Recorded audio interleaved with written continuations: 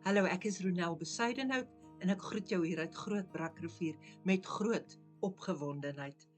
CLF het besluit om 'n boek van my heruit te druk. Woestynwysheid. 'n Boek met 'n nuwe blaadjie, onderskrif Antieke riglyne vir toekomsgerigte mense. Mense wonder baie keer waarom antieke geloofsgewoontes so belangrik is. Waarskynlik is dit omdat mense deur die eeue dit so ingeoefen het en so getuig het dat dit hulle lewe verander.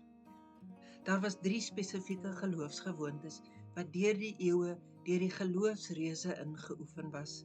In Engels is dit maklik om te onthou. Sy 3 S'e: silence, solitude en simplicity.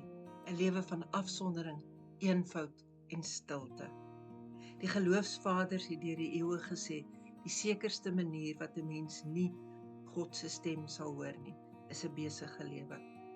Toe ek hierdie boek geskryf het, het ek in Johannesburg gebly en ek het werklik gedink dat daar nie 'n plek kan wees waar dit met jou besiger gaan nie. Nou op hierdie klein dorp langs die see, weet ek, dit het niks met vervoer of besige programme te maak nie. Dit het alles met jou ingesteldheid te maak. As jy 'n soeke het na verdieping met God, dan nooi ek jou uit om in hierdie boek te gaan kyk. Ek het in my eie lewe dit as 'n verryking beleef toe ek dit begin inoefen het.